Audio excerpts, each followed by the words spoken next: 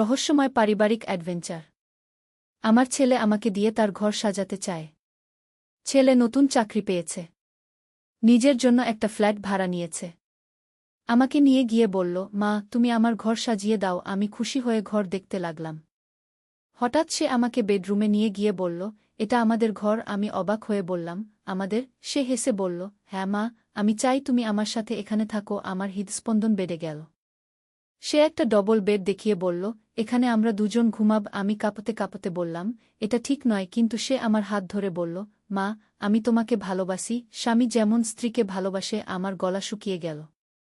সে আমাকে ড্রেসিং টেবিলের সামনে নিয়ে গিয়ে বলল, এখানে তুমি রোজ সাজবে আমার জন্য। আমি প্রতিবাদ করতে গেলে সে আমার ঠোঁটে আঙুল রাখল।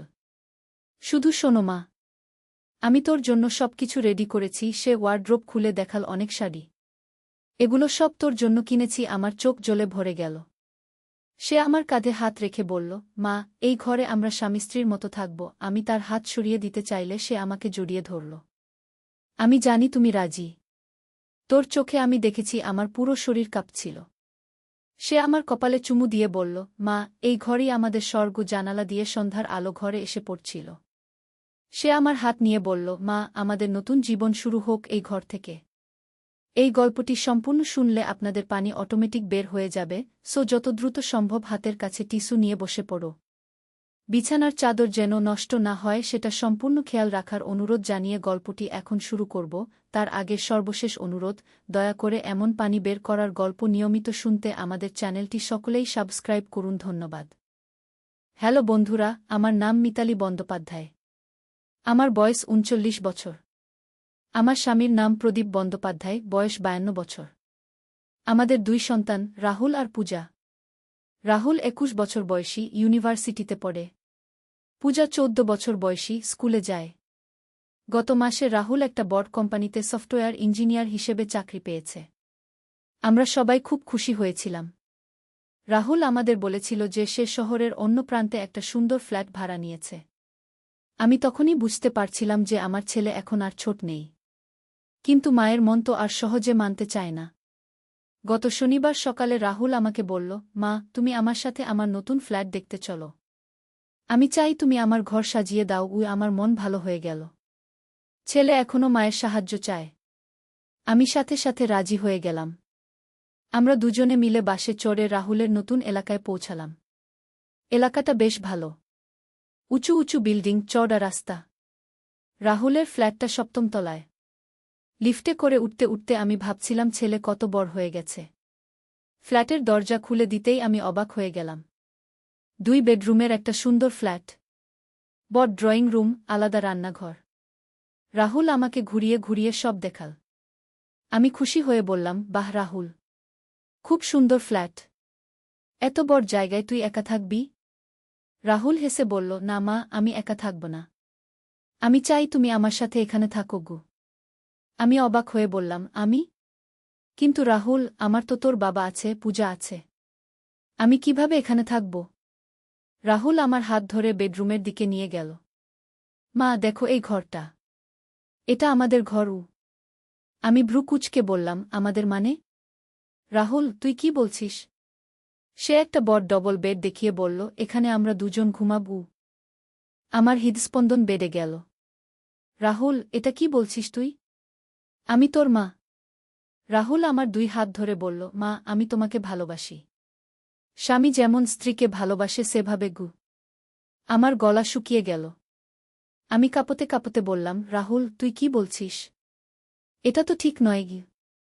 সে আমাকে ড্রেসিং টেবিলের সামনে নিয়ে গিয়ে বলল, এখানে তুমি রোজ সাজবে আমার জন্য গু। আমি প্রতিবাদ করতে গেলে সে আমার ঠোঁটে আঙুল রাখল।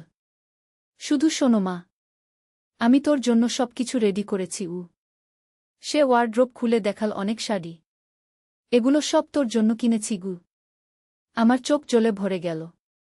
কি হচ্ছে এসব? আমার ছেলে কি বলছে?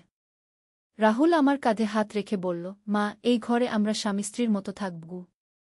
আমি তার হাত সরিয়ে দিতে চাইলে সে আমাকে জড়িয়ে ধরল। আমি জানি তুমি রাজি। তোর চোখে আমি দেখেছি গু। আমার পুরো শরীর কাঁপছিল। রাহুল, ছাড় আমাকে। এটা পাপ।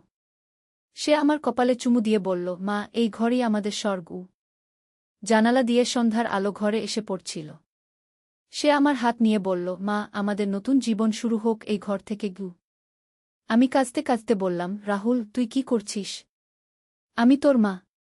এভাবে তো হয় না গি। কিন্তু রাহুল আমার কথা শুনছিল না। সে আমাকে বিছানায় বসিয়ে দিল। মা, তুই জানিস আমি তোকে কত ভালোবাসি। বাবার চেয়েও বেশি গু। আমি চিৎকার করে বললাম, রাহুল, এটা কি বলছিস তুই? হঠাৎ করে রাহুল হেসে ফেল। সে বলল, মা, তুই কি ভাবছিস? আমি তো বলছি এই ঘরে তুই আমার সাথে থাকবি, মানে গেস্ট রুমে। আর এই বেডরুমটা হবে আমার আর আমার ভবিষ্যৎ স্ত্রীর গু। আমি অবাক হয়ে তাকালাম। মানে? রাহুল বলল, মা, আমি প্রিয়াকে বিয়ে করব। সে আমার কলিগ। আমি চাই তুই এখানে এসে আমাদের ঘর সাজিয়ে দিস। তুই তো জানিস আমি এসব কিছুই পারি না গি। আমি স্বস্তির নিঃশ্বাস ফেললাম। তুই আমাকে কি ভয় দিয়েছিলি? আমি ভেবেছিলাম গু। রাহুল হেসে বলল, তুই ভেবেছিলিস কি মা? আমি তো শুধু বলছিলাম যে তুই আমার সাথে এখানে থাকবি। গেস্ট রুমে তোর জন্য আলাদা বিছানা আছে গি। আমি লজ্জায় মুখ লুকালাম। তুই এমনভাবে বললি যে আমার মনে হল গো। কি মনে হল? রাহুল ভ্রুকুচকে বলল। আমি কিছু বলতে পারলাম না। তখন রাহুল বুঝতে পারল। ওহ মা, তুই ভেবেছিলিস আমি? আরে পাগল, আমি তোর ছেলে। আমি কখনো এমন কিছু ভাবতে পারি না গি। আমি নিজেকে সামলে নিলাম। ঠিক আছে, এখন বল তুই কি চাস? রাহুল বলল, দেখ মা, আগামী মাসে প্রিয়ার সাথে আমার বাগদান। তার পরের মাসে বিয়ে। আমি চাই তুই এসে আমার ঘর সাজিয়ে দিস। প্রিয়া যখন এখানে আসবে তখন যেন সে খুশি হয় গ। আমি খুশি হয়ে বললাম, বাহ, কি চমৎকার খবর। কিন্তু তুই আমাকে এত ভয় দিলি কেন? রাহুল মাথা চুলকে বলল, আসলে মা, আমি একটু মজা করছিলাম। তুই এত সিরিয়াস হয়ে গেলি যে আমিও ভয় পেয়ে গেলাম গ। আমি তাকে একটা চড় মারলাম। দুষ্টু ছেলে। আমার হার্ট অ্যাটাক হয়ে যেত। রাহুল হেসে বলল, সরি মা। এখন চল, আমাকে সাহায্য কর। আমরা পুরো দুপুর কাটালাম ঘর সাজানোতে।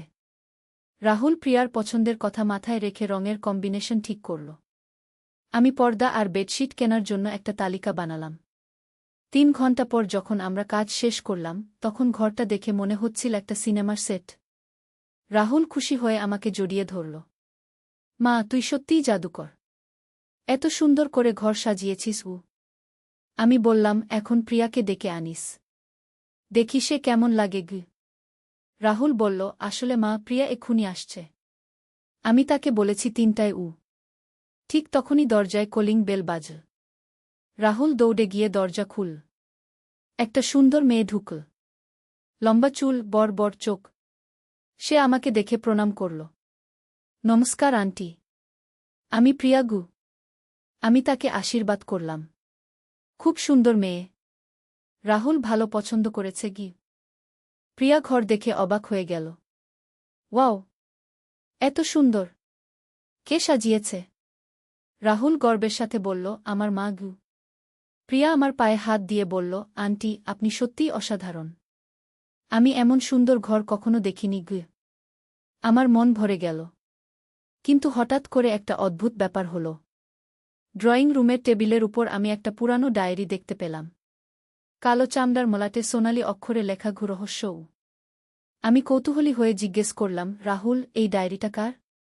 রাহুল এবং প্রিয়া দুজনেই অবাক হয়ে তাকাল। রাহুল বলল, আমি এটা আগে কখনো দেখিনি মা গু। প্রিয়া বলল, আমিও না গে। আমি ডায়েরিটা হাতে নিলাম। খুব ভারী লাগছিল। মনে হচ্ছিল এটা অনেক পুরানো। আমি পাতা উল্টাতেই একটা চিঠি পড়ে গেল।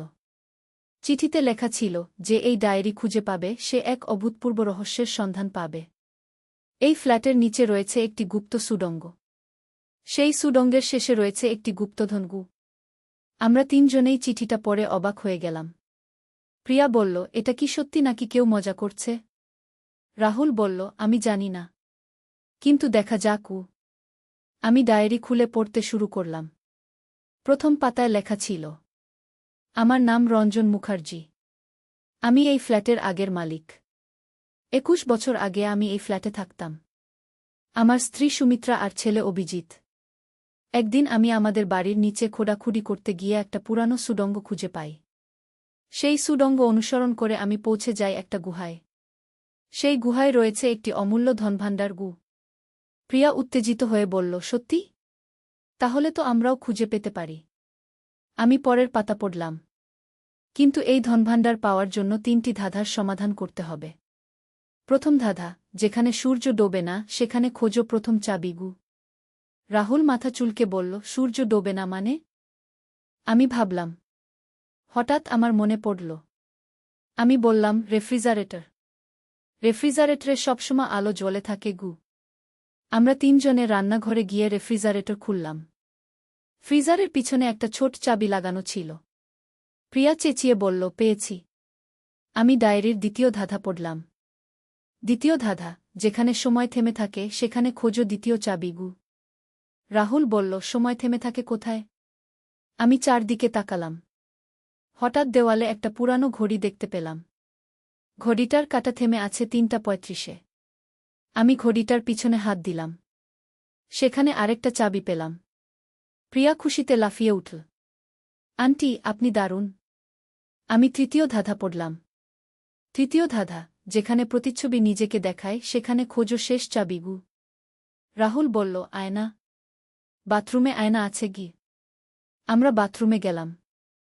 আয়নার পিছনে তৃতীয় চাবিটা ছিল। এখন আমাদের কাছে ৩টা চাবি। কিন্তু সুড়ঙ্গটা কোথায়? আমি ডায়েরির শেষ পাতা পড়লাম। সুড়ঙ্গের প্রবেশদ্বার রয়েছে বেডরুমের পূর্ব দেওয়ালে।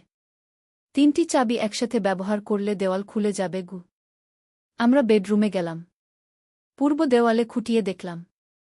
প্রিয়া একটা ছোট ছিদ্র দেখতে পেল। এখানে ৩টা ছোট ছিদ্র। আমরা ৩টি চাবি ৩টি ছিদ্রে একসাথে ঢুকিয়ে ঘুরালাম। হঠাৎ একটা ভারী শব্দ হল। দেওয়ালের একটা অংশ সরে গেল। সেখানে একটা অন্ধকার সুড়ঙ্গ। রাহুল মোবাইলের টর্চ জ্বালিয়ে বলল, চলো মা, দেখি কি আছে গিউ। আমরা ৩ জনে সুড়ঙ্গে ঢুকলাম। সুড়ঙ্গটা বেশ লম্বা। প্রায় ১৫ মিনিট হাঁটার পর আমরা একটা বড় গুহায় পৌঁছালাম। গুহার মাঝখানে একটা পুরানো কাঠের বাক্স। প্রিয়া বলল, এটাই কি সেই ধনভাণ্ডার? আমি বাক্সটা খুললাম। ভিতরে সোনার গহনা, হীরার অলংকার আর অনেক মূল্যবান পাথর। কিন্তু সবচেয়ে বেশি যেটা ছিল সেটা হলো অনেক পুরানো বই আর প্রাচীন পাণ্ডুলিপি। রাহুল একটা বই তুলে নিল। মা, এগুলো দেখো। এত পুরানো বই। কত দামি হতে পারে গি? আমি একটা পাণ্ডুলিপি খুলে দেখলাম। সংস্কৃতে লেখা। প্রিয়া বলল, আন্টি, আপনি পড়তে পারেন? আমি বললাম, আমি একটু সংস্কৃত জানি। এখানে লেখা আছে এটা একটা প্রাচীন আয়ুর্বেদিক চিকিৎসার বই গি। হঠাৎ গুহার ভিতর থেকে একটা আওয়াজ এলো। কে আছে সেখানে? আমরা ৩ জনেই ভয় পেয়ে গেলাম। রাহুল টর্চ নিয়ে আওয়াজের দিকে এগিয়ে গেল। গুহার এক কোণে একজন বৃদ্ধ লোক বসে আছেন। তার লম্বা সাদা দাড়ি, চোখে মোটা চশমা। বৃদ্ধ লোকটি বললেন, তোমরা কিভাবে এখানে এলে? আমি কাঁপতে কাঁপতে বললাম, আমরা ডায়েরি পেয়েছি। রঞ্জন মুখার্জির ডায়েরি।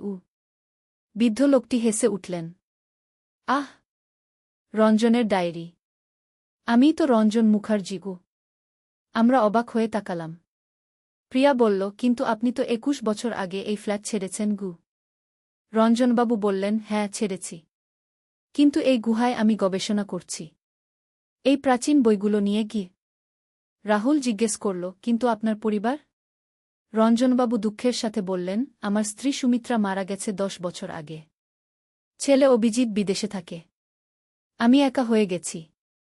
তাই এখানে এসে এই প্রাচীন জ্ঞানভাণ্ডার নিয়ে গবেষণা করি গে। আমার মনে দয়া হল।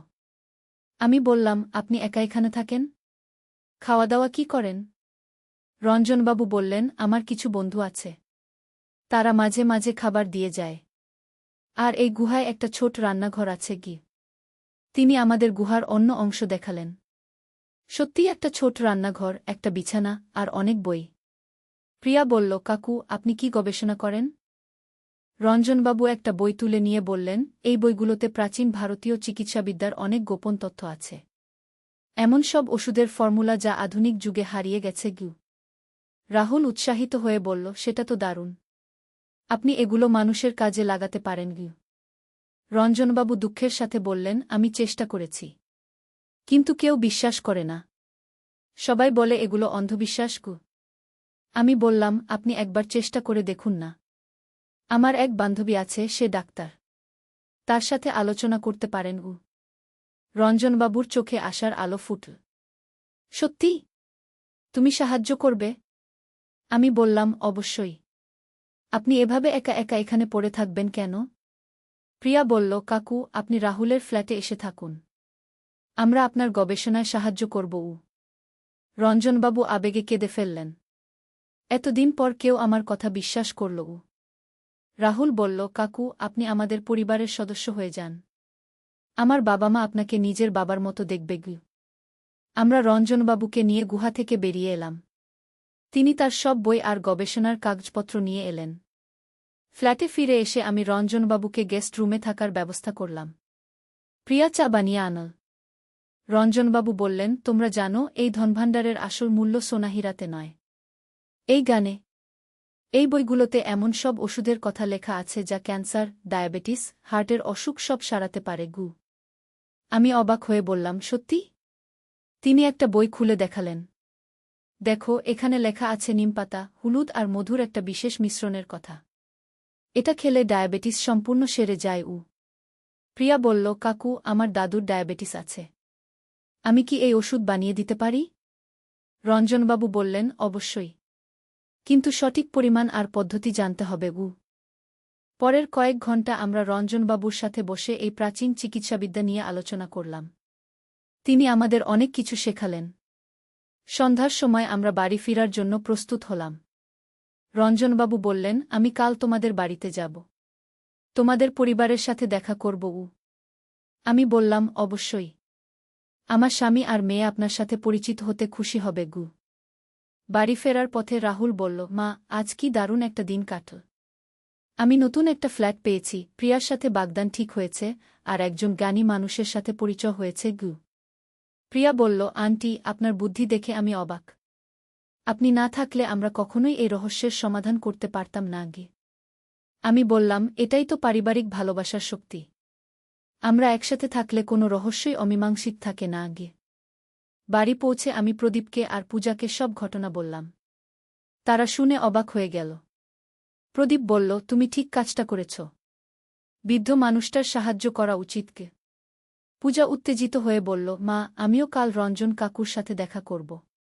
তিনি আমাকে প্রাচীন ইতিহাস শেখাবেন গে। পরের দিন রঞ্জনবাবু আমাদের বাড়িতে এলেন। আমার ডাক্তার বান্ধবী রীতা দিদিও এসেছিলেন।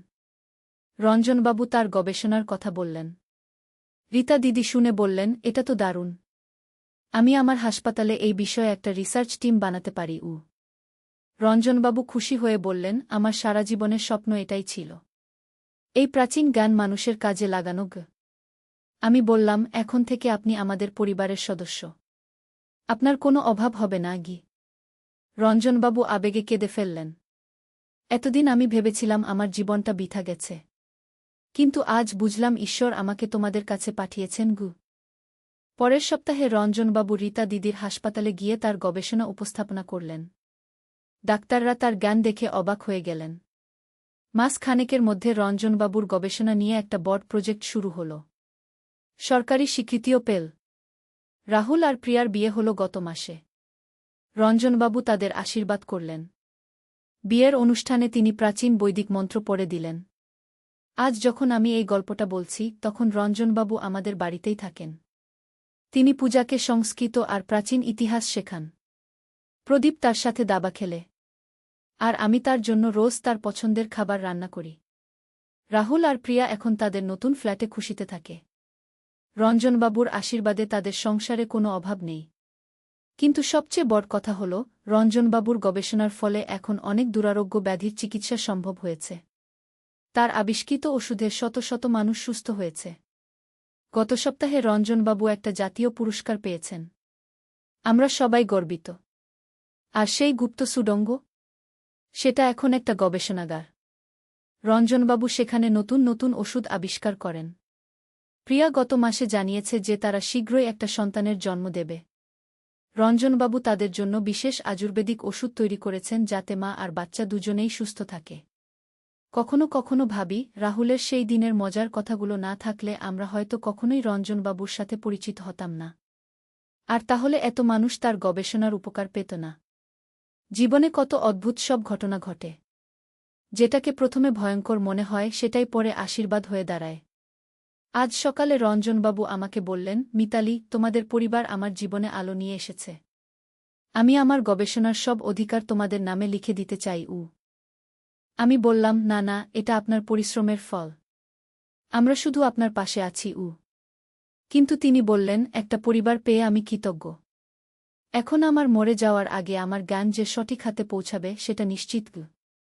এই গল্পের সবচেয়ে সুন্দর দিক হল, আমাদের পরিবারে এখন রঞ্জন দাদু আছেন। পূজা তাকে দাদু বলে ডাকে।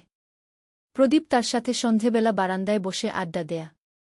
রাহুল মাঝে মাঝে এসে তার কাছে জীবনের পরামর্শ নেয়। আর আমি রোজ তার জন্য তার পছন্দের মিষ্টি বানাই। তিনি আমাকে বলেন, তোমার হাতের রান্না খেয়ে আমার যৌবন ফিরে এসেছে। কাল রঞ্জনবাবুর আরেকটা নতুন আবিষ্কার হয়েছে। একটা বিশেষ ভেষজ মিশ্রণ যা চুলপড়া সম্পূর্ণ বন্ধ করে দেয়া। প্রদীপ খুশি হয়ে বলেছে, এবার আমিও যুবক হয়ে যাব। আমাদের এই পরিবারের গল্প এখনো শেষ হয়নি। রোজ নতুন কিছু না কিছু ঘটে। রঞ্জনবাবুর গানে আমরা সবাই সমৃদ্ধ হচ্ছি। আর সেই রহস্যময় গুহা, সেটা এখন একটা গবেষণা কেন্দ্র। দেশবিদেশের অনেক বিজ্ঞানী এসে রঞ্জনবাবুর সাথে গবেষণা করেন। আমি গর্বিত যে আমাদের পরিবার এই মহৎ কাজের অংশীদার।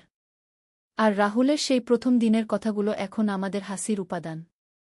সে মাঝে মাঝে বলে, মা, মনে আছে আমি তোকে কি বলেছিলাম?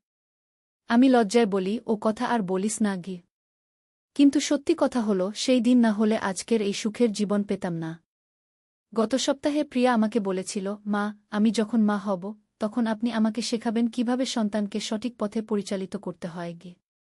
আমি বলেছিলাম, বেটি, মা হওয়ার সাথে সাথেই সব জ্ঞান এসে যায়। ভালোবাসা আর ধৈর্য, এই দুটোই যথেষ্ট। রঞ্জনবাবু আমাদের শুনে বলেছিলেন, এই পরিবারের ভালোবাসা দেখে আমার বিশ্বাস হয় যে পৃথিবীতে এখনও ভালো মানুষ আছে। আজ রাতে রঞ্জনবাবু আমাদের সবাইকে নিয়ে সেই গুহায় যাবেন।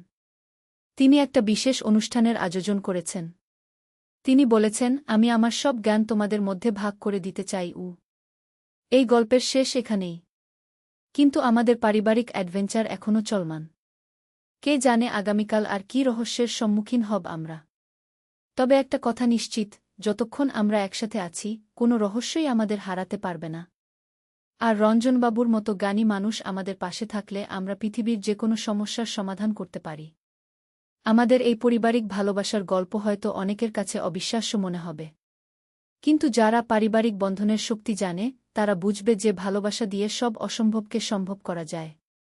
এই গল্প শুনে আপনাদের কেমন লাগল? আপনাদের পরিবারেও কি এমন কোনো রোমাঞ্চকর ঘটনা ঘটেছে? কমেন্টে জানান। আর হ্যাঁ, আমাদের চ্যানেলে নিয়মিত এমন পারিবারিক গল্প শোনার জন্য সাবস্ক্রাইব করতে ভুলবেন না। আমরা প্রতি সপ্তাহে নতুন নতুন রোমাঞ্চকর অভিজ্ঞতার গল্প নিয়ে আসি। ধন্যবাদ সবাইকে।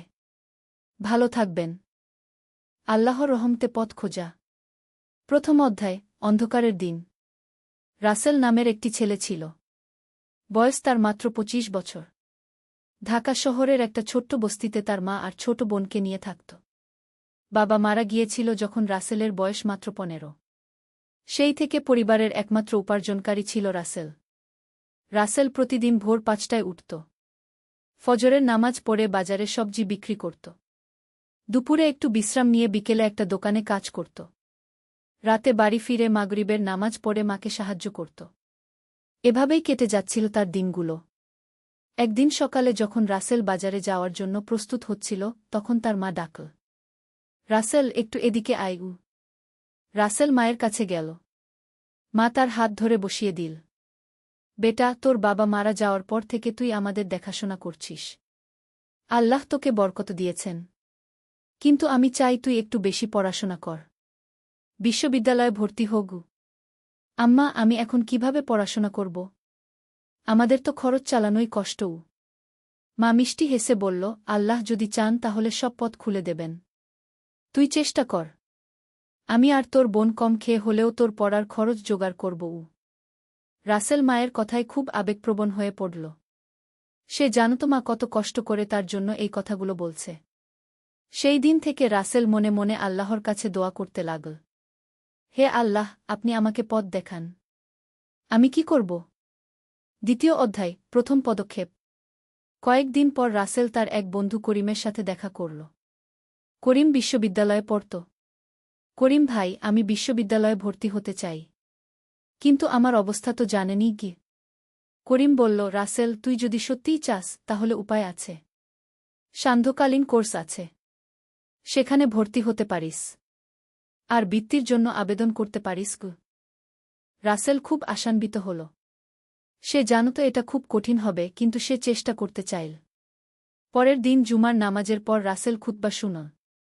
ইমাম সাহেব বলছিলেন, আল্লাহ তায়ালা বলেছেন, যে ব্যক্তি আল্লাহকে ভয় করে, আল্লাহ তার জন্য পথ বের করে দেন এবং তাকে এমন জায়গা থেকে রিজিক দেন যেখান থেকে সে কল্পনাও করতে পারে না।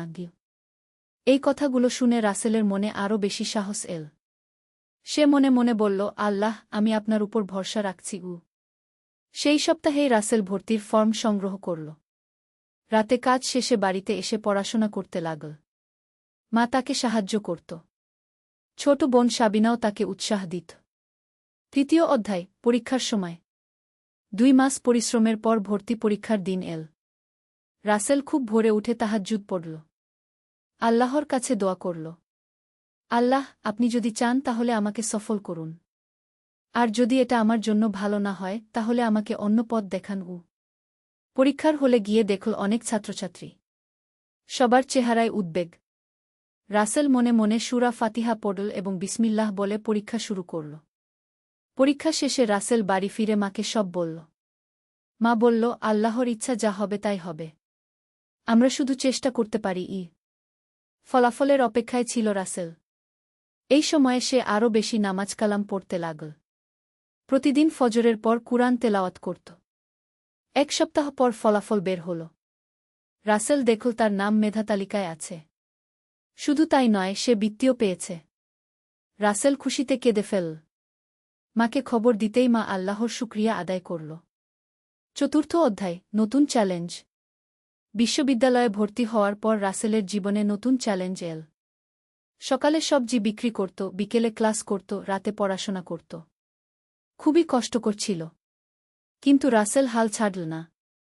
সে জানত আল্লাহ তাকে এই পথ দেখিয়েছেন কোনো কারণে। ক্লাসে রাসেল একটি মেধাবী ছেলে ছিল। তার শিক্ষকেরা তাকে পছন্দ করত।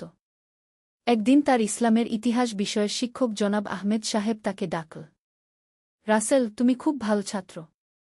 আমি তোমাকে একটা কাজের সুযোগ দিতে চাই। আমার একটা গবেষণা প্রকল্প আছে। তুমি সন্ধ্যায় আমার সাহায্য করতে পার। এতে তোমার কিছু টাকাও হবে। রাসেল খুব খুশি হল। এই কাজ পেলে তার পড়াশোনার খরচ আরও ভালোভাবে চালানো যাবে। কিন্তু একটা সমস্যা ছিল। এই কাজ করলে তাকে বিকেলের দোকানের কাজ ছাড়তে হবে। সেই আয় কমে যাবে। রাসেল বাড়িতে এসে মার সাথে কথা বলল। মা বলল, বেটা, আল্লাহ যখন একটা দরজা বন্ধ করেন তখন অন্য দরজা খুলে দেন। তুই নতুন কাজটা নে। কি? পঞ্চম অধ্যায়, জ্ঞানের পথে। রাসেল শিক্ষকের সাথে গবেষণার কাজ শুরু করল। কাজটি ছিল ইসলামিক ইতিহাস নিয়ে। রাসেল প্রতিদিন নতুন নতুন বিষয় শিখত। একদিন আহমেদ সাহেব বলল, রাসেল, তুমি জান উমর ইবনে আব্দুল আজিজ এর গল্প? জি না স্যার। তিনি ছিলেন উমাইয়া খলিফাদের মধ্যে সবচেয়ে ন্যায়পরায়ণ। তিনি যখন খলিফা হলেন তখন তিনি সব বিলাসিতা ত্যাগ করে সাধারণ মানুষের মতো জীবন যাপন করতেন। তার স্ত্রী একদিন বলেছিল, আপনি খলিফা হওয়ার পর থেকে এত সাদামাটা হয়ে গেলেন কেন? উমর বলেছিলেন, আমি যদি সাধারণ মানুষের কষ্ট না বুঝি তাহলে তাদের ন্যায্য অধিকার দিতে পারব কিভাবে? এই গল্প শুনে রাসেলের মন ছুঁয়ে গেল। সে বুঝতে পারল যে আল্লাহ তাকে কষ্টের মধ্য দিয়ে পরীক্ষা নিচ্ছেন যাতে সে মানুষের কষ্ট বুঝতে পারে। ষষ্ঠ অধ্যায়, দানের শিক্ষা। রাসেলের আর্থিক অবস্থা একটু ভালো হচ্ছিল। বৃত্তি আর গবেষণার কাজের টাকা দিয়ে পরিবারের খরচ চলে যাচ্ছিল। একদিন জুমার নামাজের পর মসজিদে একটি ঘোষণা দেওয়া হল। আমাদের এলাকার একটি পরিবার খুব কষ্টে আছে। বাবা অসুস্থ, কাজ করতে পারছে না। 3টি ছোট সন্তান। কেউ যদি সাহায্য করতে পারেন। রাসেল শুনে মনে মনে ভাবল, তার নিজের অবস্থাই তো খুব ভালো না। কিন্তু মনে পড়ল একটি হাদিস, সেই ব্যক্তি প্রকৃত মুমিন নয় যে নিজে পেট ভরে খায় আর তার প্রতিবেশী ক্ষুধার্ত থাকে গু। রাসেল সিদ্ধান্ত নিল। বাড়িতে গিয়ে মার সাথে কথা বলল। আম্মা, আমি ওই পরিবারটিকে কিছু সাহায্য করতে চাই। মা বলল, কিন্তু আমাদেরই তো খুব কম গু। আম্মা, আল্লাহ বলেছেন যে তোমরা যা ভালোবাস তা থেকে ব্যয় না করা পর্যন্ত তোমরা সত্যিকারের নেকি পাবে না। আমরা এক সপ্তাহ একটু কম খেলেই হবে। মা রাসেলের কথায় খুশি হল। তারা সেই পরিবারের জন্য কিছু চাল, ডাল আর সবজি নিয়ে গেল। পরিবারের বাবা কাঁদতে কাঁদতে বলল, আল্লাহ আপনাদের মঙ্গল করুন গু। এর কিছুদিন পর একটি আশ্চর্য ঘটনা ঘটল। শিক্ষক আহমেদ সাহেব রাসেলকে বলল যে তার গবেষণা কাজ এত ভাল হয়েছে যে বিশ্ববিদ্যালয় তাকে অতিরিক্ত বৃত্তি দিচ্ছে। রাসেল বুঝতে পারল আল্লাহর কথা সত্য, তোমরা আল্লাহর পথে যা খরচ কর, আল্লাহ তার চেয়ে বেশি দেন গু। সপ্তম অধ্যায়, সাফল্যের পথে। দ্বিতীয় বর্ষে রাসেল ক্লাসে প্রথম স্থান অধিকার করল। তার সব শিক্ষক তার প্রশংসা করত। একদিন রাসেলের এক সহপাঠী আরিফ এসে বলল, রাসেল ভাই, আমি খুব সমস্যায় আছি। আমার ইংরেজি খুব দুর্বল। আপনি কি আমাকে একটু সাহায্য করতে পারবেন? রাসেল ভাবল, তার তো নিজেরই অনেক কাজ। কিন্তু তারপর মনে পড়ল রাসূল এর একটি হাদিস, সবচেয়ে ভালো মানুষ সে যে মানুষের উপকার করে। রাসেল আরিফকে সাহায্য করতে রাজি হল। প্রতিদিন ক্লাসের পর একটু সময় দিত তাকে। আরিফের ইংরেজি ভালো হতে লাগল। সে খুব কৃতজ্ঞ ছিল রাসেলের কাছে। এক মাস পর আরিফ রাসেলকে একটি খবর দিল। রাসেল ভাই, আমার বাবার একটি কোম্পানি আছে। উনি বলেছেন আপনাকে পার্ট টাইম কাজ দিতে পারেন। বেতনও ভালোও। রাসেল অবাক হল। সে আরিফকে শুধু সাহায্য করেছিল মানবিকতার কারণে। কিন্তু আল্লাহ তাকে এর বিনিময় দিলেন। অষ্টম অধ্যায়, পরিবারের খবর। নতুন কাজের কারণে রাসেলের আয় বেড়ে গেল। পরিবারের অবস্থা ভালো হতে লাগল। ছোট বোন সাবিনাও স্কুলে ভালো করছিল। একদিন মা রাসেলকে ডেকে বলল, রাসেল, তোর বিয়ের কথা ভাবতে হবে গু। রাসেল বলল, আম্মা, আমি এখনও পড়াশোনা শেষ করিনি গি। হ্যাঁ, তা ঠিক। কিন্তু একটা ভালো মেয়ে দেখলে রেখে দেওয়া যায়। আমাদের পাড়ার রহিম চাচার মেয়ে ফাতিমা খুব ভালো মেয়ে। পড়াশোনাও করে কি। রাসেল জানত ফাতিমাকে। সে একটি ভালো মেয়ে ছিল। দিমদার পরিবারের মেয়ে। নিজেও নামাজ কালাম করত। রাসেল বলল, আম্মা, আমি ইস্তেখারা করে দেখি গু। রাসেল 2 দিন ইস্তেখারা করল। তার মন ভাল লাগছিল এই বিয়ের কথা ভেবে। মা রহিম চাচার বাড়িতে গিয়ে কথা বলল। তারাও রাজি হল। নবম অধ্যায়, বিবাহের প্রস্তুতি। বিবাহের প্রস্তুতি শুরু হল। রাসেল চাইল খুব সাদামাটা অনুষ্ঠান করতে। একদিন ফাতিমার বাবা রহিম চাচা এসে বলল, রাসেল বেটা, তোমার কোনো চাহিদা আছে? রাসেল বলল, চাচা, আমি কিছু চাই না। শুধু আল্লাহর রহমত চাই। রহিম চাচা বলল, ভাল কথা। কিন্তু তুমি যেটা কর সেটা খুবই কষ্টের। তুমি কি মনে কর ফাতিমা এই কষ্ট সহ্য করতে পারবে? রাসেল বলল, চাচা, আমি ফাতিমার সাথে কথা বলবো। যদি সে রাজি থাকে তাহলে ঠিক আছে গিয়ে। পরদিন রাসেল ফাতিমার সাথে পরিবারের উপস্থিতিতে কথা বলল। ফাতিমা, আমি এখনও ছাত্র। আমাদের সংসারে অনেক কষ্ট হবে। তুমি কি এই কষ্ট নিতে পারবে?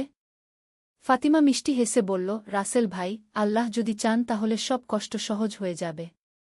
আর মুমিনের জীবনে কিছু কষ্ট তো থাকবেই গু। রাসেল খুব খুশি হল। সে বুঝতে পারল ফাতিমা একটি বুদ্ধিমতী এবং ধৈর্যশীল মেয়ে। দশম অধ্যায়, বিবাহ। খুব সাদামাটাভাবে রাসেল আর ফাতিমার বিবাহ হল। মসজিদে আকদ হল। বাড়িতে ছোট্ট একটা অনুষ্ঠান। বিবাহের পর রাসেলের জীবনে অনেক পরিবর্তন এল। ফাতিমা খুব ভালো একটি স্ত্রী ছিল। সে রাসেলকে পড়াশোনায় সাহায্য করত। ঘরের কাজও সামলাত। ফাতিমা নিজেও পড়াশোনা চালিয়ে যেত। সে BA পাস করে একটা চাকরির চেষ্টা করছিল। একদিন ফাতিমা রাসেলকে বলল, আমি একটা প্রাইভেট স্কুলে চাকরি পেয়েছি। এতে আমাদের আয় বেড়ে যাবে গু। রাসেল খুব খুশি হল। সে বুঝতে পারল আল্লাহ তাদের জন্য কত ভালো একটা পথ তৈরি করেছেন। একাদশ অধ্যায়, সামাজিক কাজ। রাসেল আর ফাতিমার আর্থিক অবস্থা উন্নতি হচ্ছিল। তারা ঠিক করল কিছু সামাজিক কাজ করবে। তারা প্রতি মাসে এলাকার গরিব পরিবারগুলোকে সাহায্য করত। এতিম বাচ্চাদের পড়ার খরচ দিত। একদিন রাসেল দেখল পাড়ার একটি বাচ্চা আব্দুর রহমান স্কুলে যায় না। রাসেল তার বাবার সাথে কথা বলল। ভাই, আব্দুর রহমান স্কুলে যায় না কেন? বাচ্চার বাবা বলল, ভাই, আমার তো স্কুলের খরচ দেওয়ার সামর্থ্য নেই গিয়ে। রাসেল বলল, আপনি চিন্তা করবেন না, আমি তার পড়ার খরচ দেব। এভাবে রাসেল বেশ কয়েকটি বাচ্চার পড়াশোনার দায়িত্ব নিল। দ্বাদশ অধ্যায়, গ্র্যাজুয়েশন। 3 বছর পরিশ্রমের পর রাসেল গ্র্যাজুয়েশন সম্পন্ন করল। সে তার ব্যাচে 3য় স্থান অধিকার করল। স্নাতক হওয়ার পর রাসেল একটা ভালো চাকরি পেল, একটা বেসরকারি সংস্থায় প্রোগ্রাম অফিসার হিসেবে। প্রথম বেতন পাওয়ার দিন রাসেল মায়ের পায়ে হাত দিয়ে সালাম করল। আম্মা, আল্লাহর রহমতে আজ আমি সফল হয়েছি। এটা সব আপনার দোয়ার বরকতও। মা কেঁদে ফেল। আল্লাহ তোকে আরও বরকত দিন গু। রাসেল তার প্রথম বেতনের অনেকটা টাকা দিয়ে মাকে একটা সোনার আংটি কিনে দিল। বাকি টাকা দিয়ে এলাকার গরিব পরিবারগুলোকে সাহায্য করল। ত্রয়োদশ অধ্যায়, সন্তানের আগমন। বিয়ের 2 বছর পর ফাতিমা গর্ভবতী হল। রাসেল খুব খুশি হল। সে আল্লাহর কাছে দোয়া করত যেন সন্তান নেক হয়। একদিন রাত 2টার সময় ফাতিমার প্রসব ব্যথা উঠল। রাসেল তাড়াতাড়ি হাসপাতালে নিয়ে গেল। কয়েক ঘণ্টা পর একটি সুস্থ ছেলে সন্তানের জন্ম হল। রাসেল খুশিতে আল্লাহর শুকরিয়া আদায় করল। তারা ছেলের নাম রাখল ইউসুফ। ইউসুফ খুব সুন্দর একটি বাচ্চা ছিল। রাসেল প্রতিদিন তার কানে আজান দিত, কুরআনের আয়াত পড়ে শোনাত। চতুর্দশ অধ্যায়, নতুন পরিকল্পনা। ইউসুফের জন্মের পর রাসেল আর ফাতিমা ভাবতে লাগল কিভাবে তাদের ছেলেকে একটি ভালো মুসলমান হিসেবে গড়ে তুলবে। রাসেল বলল, ফাতিমা, আমি চাই আমাদের ইউসুফ যেন ছোটবেলা থেকেই ইসলামী শিক্ষা পায়। আমরা তাকে হাফেজ বানাব। ফাতিমা বলল, হ্যাঁ, এটা খুব ভালো পরিকল্পনা। আর আমি চাই সে যেন দুনিয়ার শিক্ষাও ভালো করে নেয় গু। তারা সিদ্ধান্ত নিল ইউসুফ একটু বড় হলে তাকে একটি ভালো ইসলামী স্কুলে ভর্তি করাবে। এদিকে রাসেলের কাজেও উন্নতি হচ্ছিল। তার বস তাকে খুব পছন্দ করত, কারণ রাসেল খুব সৎ এবং পরিশ্রমী ছিল। একদিন রাসেলের বস মিস্টার করিম তাকে ডাকল। রাসেল, আমি তোমাকে একটা নতুন প্রকল্পের দায়িত্ব দিতে চাই। এটা গ্রামাঞ্চলের উন্নয়নের জন্য। তুমি কি আগ্রহী? রাসেল বলল, জি স্যার, আমি আগ্রহী গো। তাহলে তোমাকে একটা গ্রামে গিয়ে কাজ করতে হবে। সেখানে স্কুল বানানো, স্বাস্থ্যসেবা দেওয়া এসব। রাসেল ভাবল, এটা তো খুব ভালো একটা কাজ। মানুষের সেবা করার সুযোগ। পঞ্চদশ অধ্যায়, গ্রামের কাজ। রাসেল পটুয়াখালীর একটা গ্রামে গেল কাজ করতে। গ্রামের নাম ছিল সুন্দরপুর। খুব সুন্দর একটা গ্রাম, কিন্তু অনেক সমস্যা ছিল। গ্রামে পৌঁছে রাসেল দেখল এখানে কোনো উন্নত স্কুল নেই, স্বাস্থ্যকেন্দ্রও নেই, রাস্তাঘাট খারাপ। রাসেল প্রথমে গ্রামের মানুষদের সাথে কথা বলল, তাদের সমস্যাগুলো বুঝতে চেষ্টা করল। গ্রামের প্রধান হাজী সাহেব বলল, বেটা, আমাদের অনেক সমস্যা। বাচ্চাদের পড়াশোনার জন্য শহরে পাঠাতে হয়, আর অসুখ বিসুখ হলে অনেক দূরে যেতে হয় গিয়ে। রাসেল বলল, হাজী সাহেব, আমরা ইনশাআল্লাহ এসব সমস্যার সমাধান করব, কিন্তু আপনাদের সবার সাহায্য লাগবে গু। রাসেল প্রথমে একটা প্রাথমিক স্কুল প্রতিষ্ঠার কাজ শুরু করল। গ্রামের মানুষদের সাথে নিয়ে একটা জায়গা ঠিক করল। কাজ শুরু করার আগে রাসেল একটা জামাতে নামাজ পড়ে আল্লাহর কাছে দোয়া করল, আল্লাহ, আপনি এই কাজে আমাদের সাহায্য করুন গো। ষোড়শ অধ্যায়, বাধাবিপত্তি। স্কুল বানানোর কাজ শুরু হল, কিন্তু কিছু সমস্যা দেখা দিল। গ্রামের কিছু প্রভাবশালী লোক এই প্রকল্পের বিরোধিতা করতে লাগল। একদিন রাসেল জানতে পারল যে স্থানীয় একজন রাজনৈতিক নেতা আলতাফ সাহেব বলেছেন যে এই প্রকল্প তার অনুমতি ছাড়া হতে পারবে না। রাসেল ভাবল, এই সমস্যার সমাধান করতে হবে।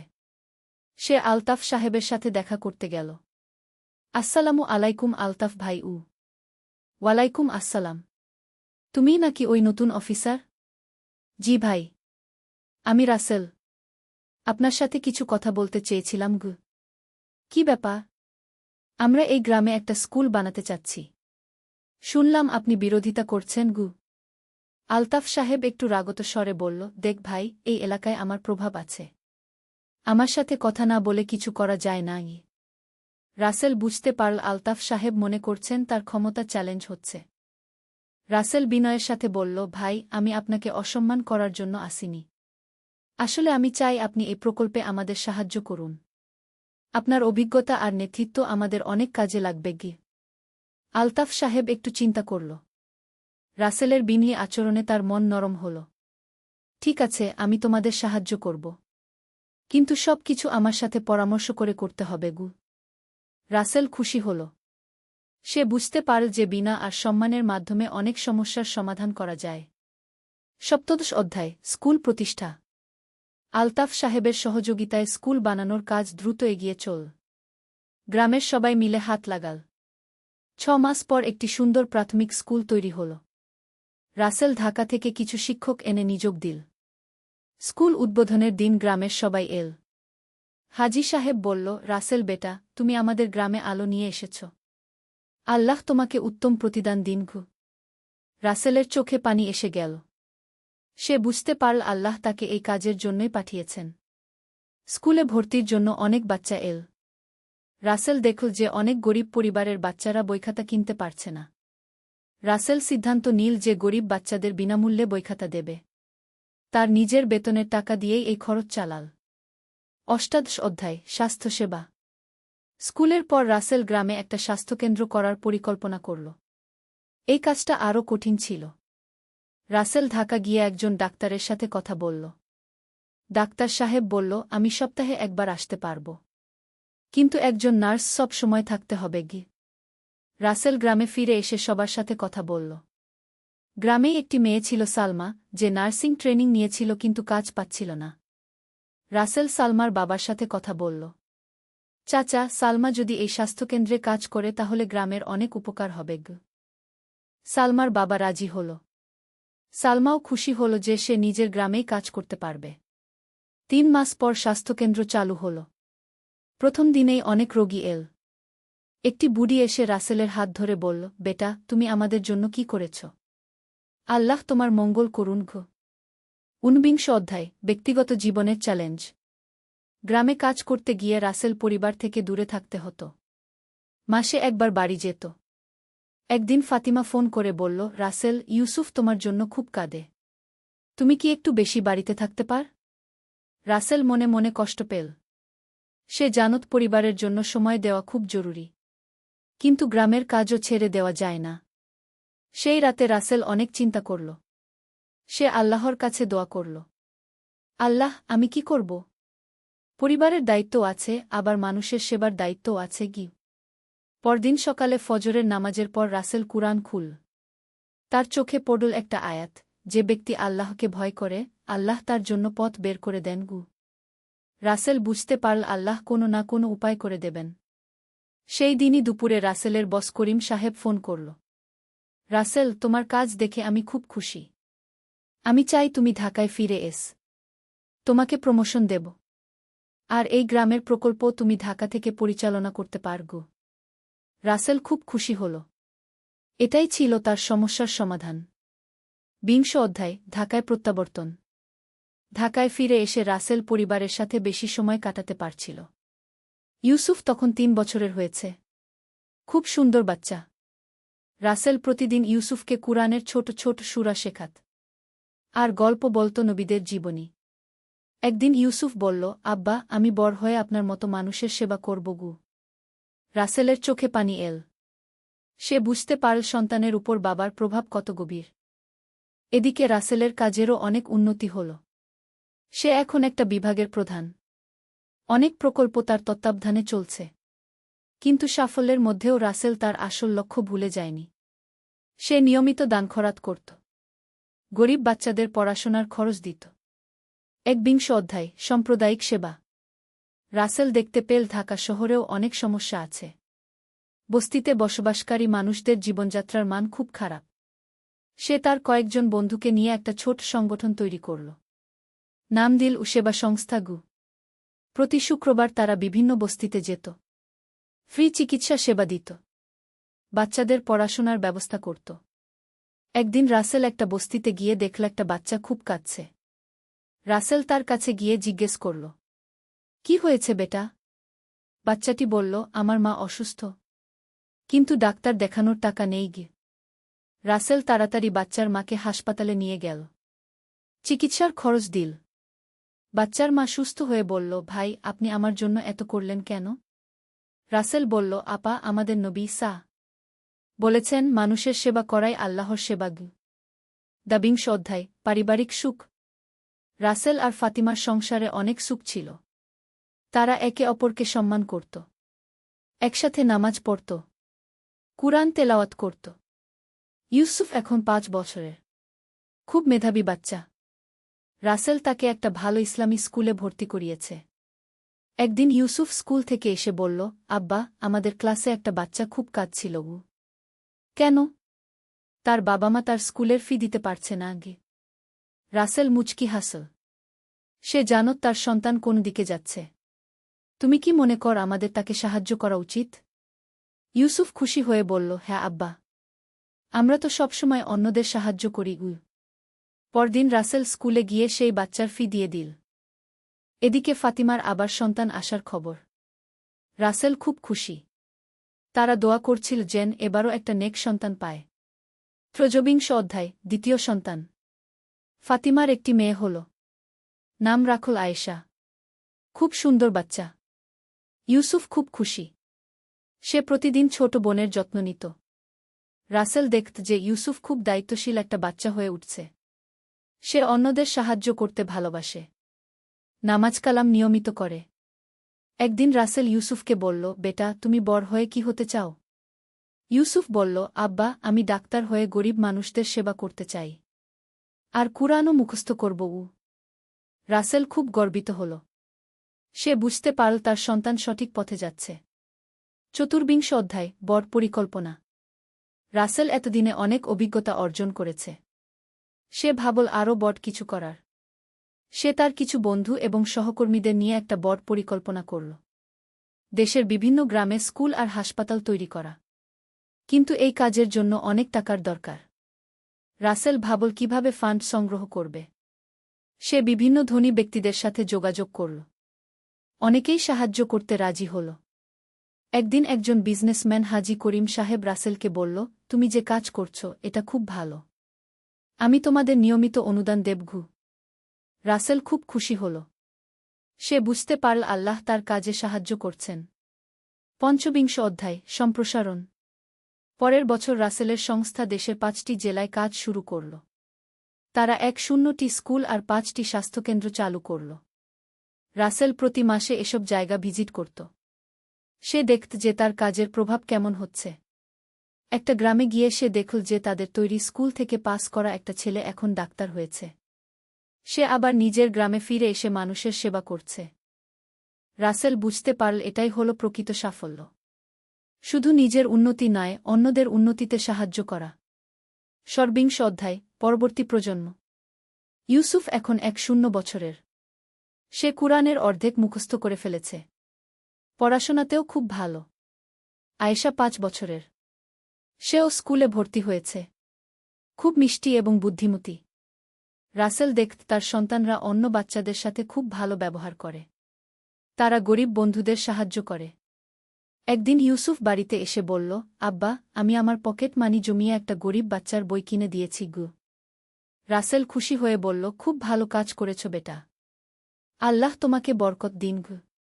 ফাতিমাও খুব খুশি। সে বলল, আলহামদুলিল্লাহ, আমাদের সন্তানরা সঠিক পথে যাচ্ছে। ২৭ অধ্যায় স্বীকৃতি।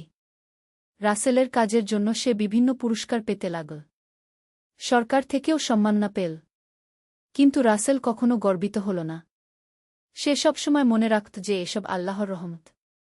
একদিন একটা অনুষ্ঠানে রাসেলকে সম্মাননা দেওয়ার সময় বলতে বলল। রাসেল মাইকে বলল, আমি যা কিছু করতে পেরেছি সব আল্লাহর রহমত। আমার মা, আমার স্ত্রী এবং অনেক মানুষের দোয়া আর সাহায্যে এটা সম্ভব হয়েছে। আমি শুধু একটা মাধ্যম। উপস্থিত সবাই তার কথায় মুগ্ধ হল। তারা বুঝতে পারল রাসেল একজন সত্যিকারের বিনয়ী মানুষ। ২৮ অধ্যায় পরিবারের ভবিষ্যৎ। ইউসুফ এখন ৫ বছরের। সে কুরআন পুরো মুখস্থ করে ফেলেছে। পড়াশোনাতেও খুব ভালো। সে ডাক্তার হতে চায়। আয়েশা ১০ বছরের। সেও কুরআন মুখস্থ করছে। আর ইঞ্জিনিয়ার হতে চায়।